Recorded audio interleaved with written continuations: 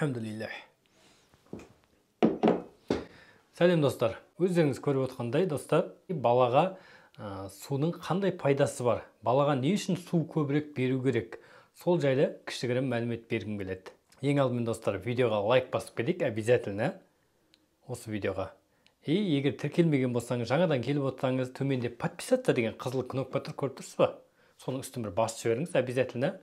Себебі көптеген пайдалы ақпараттар қазақ тілінде тегін пайдалы ақпараттар беріп отыратын боламыз.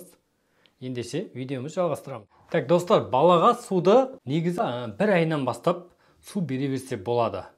Қазір көп нелеріміз айтады, енді дәрігерлеріміз айтып отыр ғой, 6 айға дейін балаға су бермесе болады. Омырадағы сүттің осынша пайызы судан келеді. 6 айға дейін су бермей қойса болады дейді ғой. Негізі ол қате достар. Негізінде ол қате. Су беру керек балаға. Қазір судың көптеген пайдасы бар екен балаға. Мен осы уақытқа дейін зерттеп келемін достар. Енді осы балдармен массажбен жұмыс жасап келатқаннан кейін зерттесің, оқисың, үйтесің, бүйтесің. Соны сіздермен бөлісіп жатырмын. Балаға судың қандай пайдасы бар, соны айта кетейін. Біріншіден, егер балада сарысы болса, балада желтуға сарысы болса, судың өте көп пайдасы бар. Және де денесі құрғақ болса, құрғақ бір аллергия сияқты бірдеңе шығып кетеді ғой. Сондайға жақсы пайдасы бар судың. Үлкен дәретке шыға алмай, іші қатып жатса, су берсеңіз, тоже күшті пайдасы бар. Қазір қалай беру керек, неше миллиметрден беру керек, оны айтатын боламын. Және де бала орбимен ауырып, кашілдетіп, мұрны бітіп, андай бір жөтел басталып жатса кешке, тоже судың көп пайдасы бар. Сондай кезде су беру керек балаға. Осы жайттарда балаға су берсеңіз, көптеген пайдасы. Мысалы, балада жаңа айтып отырмыз ғой. Егер сарысы болса, көбірек су беру керек достар. Сарысы болса балада. Балада температура болса да су беру керек міндетті түрде. Егер баланың температурасы көтеріліп жатса, су беретін болсаңыз, баланың температурасы сумен шығып кетеді. Судың өте көп пайдасы бар достар, көріп отырсыздар ғой.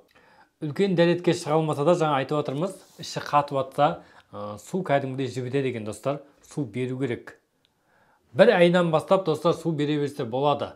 Бір айында 30 мм, бір ай мен 2 айдың арасында 30 миллиграмм судан берсеңіздер болады. Ал 3-4 айға дейін 40-50 миллиграмм су берсе болады балаға. Көрдіңіз ғой, бір айында, бір ай мен 2 айдың арасында 2 айға дейін 30 миллиграмм, 3-4 айынан бастап 40-50 миллиграмм су берсе болады балаға достар. Достар, су ішкен балада кожасында ешқандай проблема болмайды. Яғни денесі құрғақ болып, сухой болып тұрады ғой кожасы. Көргенсіздер ме, сондай балада кожасы құрғақ болады ғой. Егер баланы туылғаннан бір айынан бастап су бере берсеңіз, жаңағы өз грамм-граммен да әр айға, кожасында ешқандай проблема болмайды. Іші көп өтпейді, іші көп қатпайды.